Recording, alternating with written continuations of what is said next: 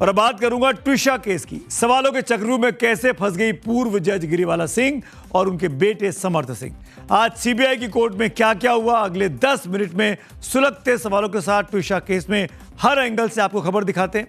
Bhopal police की नाकामी पर भी चक्रव्यूह में आज सवाल उठाएंगे।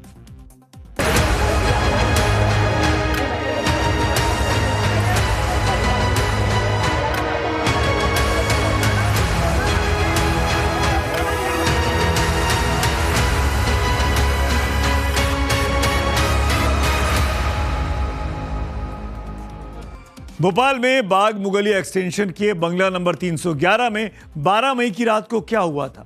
ट्विशा की मौत कैसे हुई थी? क्या ट्विशा ने आत्महत्या की या फिर हत्या करके उसको लटका दिया गया? हत्या और आत्महत्या के बीच ऐसे कई अनसुलझे सवालों का जल्द अब जवाब मिल सकता है। ट्विशा संदिग्ध मौत मामले से जुड़ी आज की सबसे बड़ी खबर यह है कि ट्विशा की सास और पति को 5 दिनों की सीबीआई रिमांड पर भेजा गया है। यानी अब 2 जून तक सीबीआई गिरिबाला सिंह और समर्थ सिंह से पूछताछ करेगी।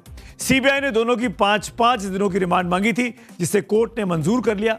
गिरिबाला सिंह के वकील ने रिमांड का विरोध भी नहीं किया। समर्थ सिंह पहले से ही 7 दिन की सीबीआई रिमांड पर था। आज रिमांड खत्म होने पर उसे दोबारा कोर्ट में पेश किया गया, जबकि हाई कोर्ट से अंतरिम जमानत रद्द होने के बाद कल सीबीआई ने गिरिबाला सिंह, जो कि जज रह चुकी हैं, उनको गिरफ्तार किया था सह अभियुक्त के तौर पर, और आज कोर्ट में उनको पेश किया गया। ये जो बताना था मैंने बता दिया कि गिरिबाला और समर्थ सिंह दोनों की 2 जून को 2 बजे तक के लिए सीबीआई रिमांड हुई है। अब वो सीबीआई के इंट्रोगेशन में 2 तारीख को 2 बजे तक रहेंगे। अगर सीबीआई को उसके बाद और आवश्यकता पड़ती है तो सीबीआई आगे रिमांड के लिए भी मांगेगी, नहीं पड़ती है तो तब की तब से देखी जाएगी। हमें पूरी उम्मीद है कि अब इन्वेस्टिगेशन सही दिशा में चल पड़ा है। सीबीआई का अफसर रिटायर्ड जज गिरिबाला सिंह और बेटे समर्थ सिंह को 2 अलग अलग गाड़ियों में लेकर आज कोर्ट पहुंचे। कोर्ट के बाहर पहले से मीडिया का हुजूम था। कार से उतरते ही गिरिबाला सिंह पर सवाल दागे गए, लेकिन इस बार उन्होंने किसी भी सवाल का जवाब नहीं दिया।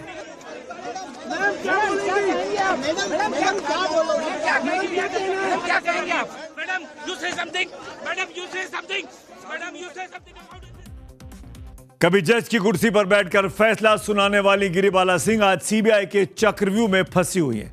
कभी कोर्ट में बैठकर सवाल पूछने वाली गिरिबाला सिंह को अब सीबीआई के तीखे सवालों का सामना करना पड़ेगा।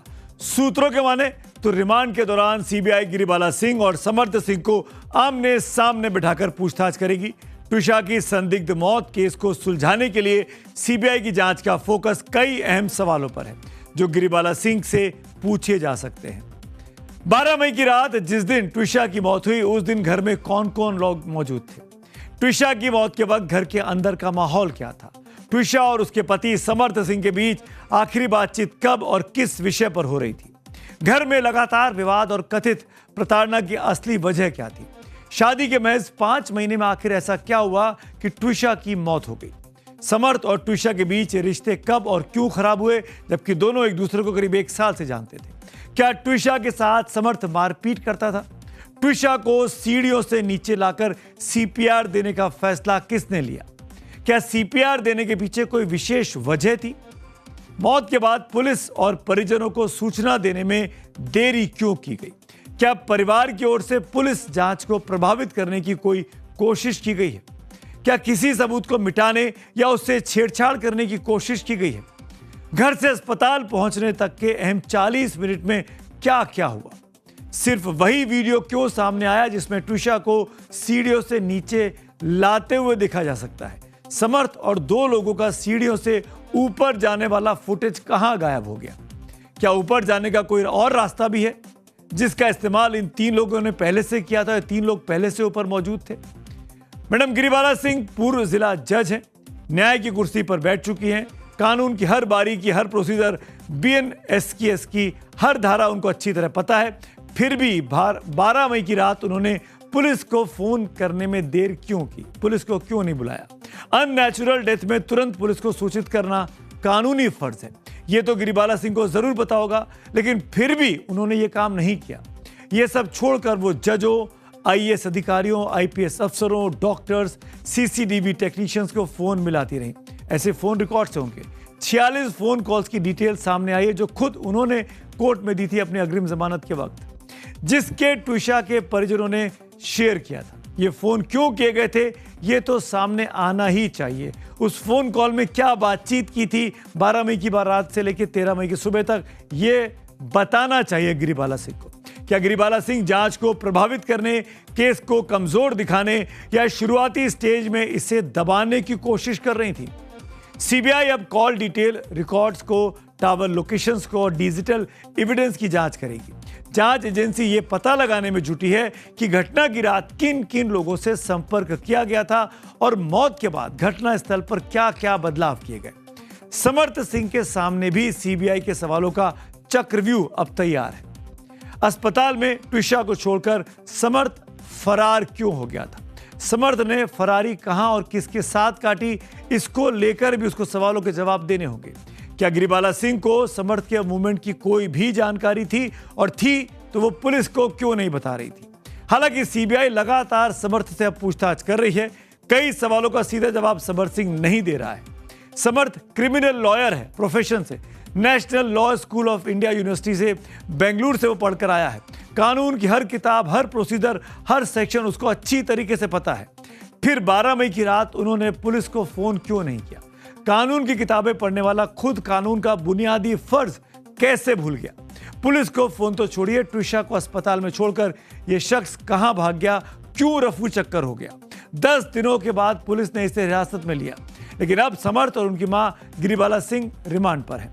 क्या समर्थ इसलिए भागा कि उसने उस रात को कुछ नशीला पदार्थ लिया हुआ था, नशीला सेवन किया हुआ था, जिससे वो 10-11 दिन दूर रहा और उसके बाद उसने अपने आप को डिटॉक्स कराया ताकि उसके ब्लड सैंपल्स में कोई सबूत ना निकले? क्यों वो भागता रहा? क्यों गिरिबाला सिंह ने उसकी मदद की, जैसा कि आरोप लग रहे हैं, जैसा कि परिवार कह रहा है ट्विशा का? सीबीआई के सवालों का सामना अब इन तमाम मुद्दों पर इन दोनों को करना होगा। आज मजिस्ट्रेट के सामने दोनों को पेश करा और इसके बाद 5 दिन की रिमांड मांगी थी। मुख्य रूप से रिमांड की जो शर्तें जो मांगी उन्होंने सीबीआई ने जिस आधार पे मांगी है वो आधार ये थे कि टेम्परिंग ऑफ एविडेंस हो सकती है, इसके बाद जिस तरीके से इनके भागने फरार होने की संभावना, इन्फ्लुएंशियल लोग हैं, इसके बाद शुरू से पूरी इन्वेस्टिगेशन सीबीआई को करनी है। आज तक चाहे वो 12 तारीख की घटना के बाद से आज तक जो चाहे क्राइम सीन हो, चाहे कलेक्शन ऑफ एविडेंस हो, ये सारी चीजें सीबीआई शुरू से करेगी। इसके लिए 5 दिन का रिमांड मांगा था और वो मजिस्ट्रेट ने 5 दिन का रिमांड अलाउ कर दिया। ट्विशा के परिवार के बहुत दबाव के बाद सीबीआई को केस सौंपा गया। अब सीबीआई अपना काम कर रही है। ट्विशा के परिवार वालों को सीबीआई पर पूरा भरोसा है कि उनकी बेटी को देश की सबसे बड़ी और सबसे काबिल जांच एजेंसी मानी जाती है, वो जरूर इंसाफ दिलाएगी। लेकिन सवाल भोपाल पुलिस की जांच पर जरूर खड़े हो रहे हैं।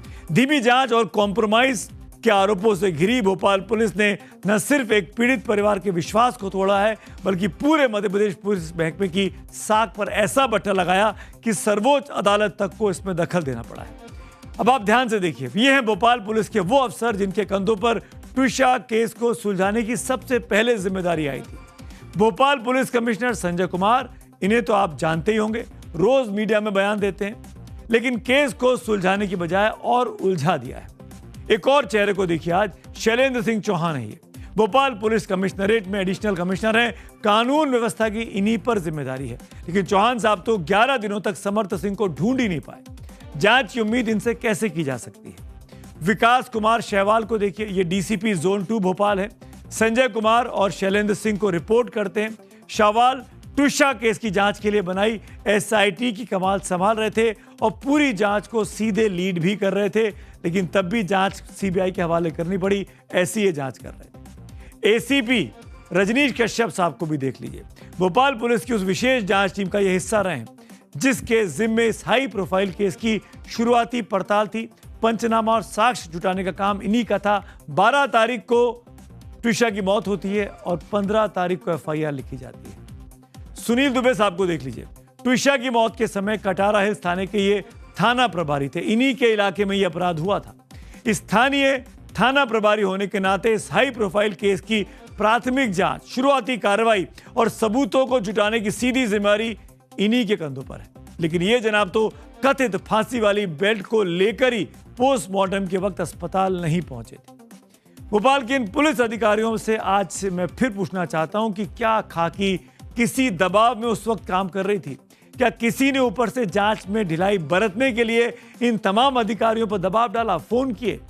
क्या पूर्व जज गिरिबाला सिंह आप लोगों के संपर्क में थी ही, हाँ या ना, इनको जवाब जरूर देना चाहिए। इनसे भी पूछताछ होनी चाहिए। सीबीआई के अधिकारियों को जानना चाहिए अपने इन कलीग्स से, क्योंकि ये भी पुलिस वाले ही हैं। जब ट्विशा की मौत 12 मई को हो गई थी तो परिवार वाले लगातार गिरिबाला और समर्थ पर बेटी को मारने का आरोप लगा रहे थे। तो फिर एफआईआर लिखने में भोपाल के इन महानुभावों ने 3 दिन का समय क्यों लिया? 15 तारीख को एफआईआर क्यों लिखी गई? इससे भी बड़ा सवाल यह कि एफआईआर दर्ज होने से पहले ही गिरिबाला को इतनी जल्दी अगले ही दिन अग्रिम जमानत कैसे मिल जाती है? पुलिस ने उस वक्त अग्रिम जमानत का विरोध क्यों नहीं किया था? और कहा जा रहा है कि पोस्टमार्टम के दौरान गिरिबाला की बहन वहां पोस्टमार्टम के वक्त खुद मौजूद थी। यदि यह आरोप सही है तो फिर किसकी परमिशन से? कानून के मुताबिक पोस्टमार्टम रूम के अंदर केवल डॉक्टर, मेडिकल असिस्टेंट और जांच अधिकारी ही मौजूद रह सकते हैं। ट्विशा की मौत के बाद क्राइम सीन को तुरंत सील और सुरक्षित क्यों नहीं किया गया? 12 तारीख की हत्या या मौत और 15 तारीख की एफआईआर, 2 दिन तक क्राइम सीन क्या पूरी तरीके से खुला रहा? क्या उसमें बदलाव किए गए? इससे बड़ी लापरवाही तो कुछ हो ही नहीं सकती है। घटना के फौरन बाद पुलिस ने घर और उसके आसपास की सीसीटीवी फुटेज और डिजिटल साक्ष्यों को इकट्ठा किया, तो क्या किया उनका, या नहीं किया तो क्यों नहीं किया? क्या जानबूझकर सबूतों को नष्ट होने दिया गया? ये तमाम गंभीर सवाल हैं जिसके जवाब भोपाल पुलिस से जानने का हक हम सबको है। कार्यक्रम के आखिर में आ गया हूं। पब्लिक व्यू का वक्त है। पब्लिक व्यू में राहुल गांधी वाली स्टोरी पर माधुरी जी लिखती हैं, जैसे ही हिस्ट्री शीटर की राहुल गांधी के घर में एंट्री हुई, वैसे ही बैठे बैठे बीजेपी को मिला ताजा हालात से ध्यान हटाने का मौका। एक और पब्लिक व्यू है गिरिबाला सिंह की स्टोरी पर। अरुण विजय लिखते हैं, गिरिबाला सिंह को कल तक फैसले सुनाती थी, आज उनकी किस्मत का फैसला कोर्ट कर रही है। शायद इसे ही कर्म का सिद्धांत कहा जाता है। तो आज मेरे साथ इतना ही। अब आपसे कल मुलाकात होगी। तब तक के लिए शुभ रात्रि।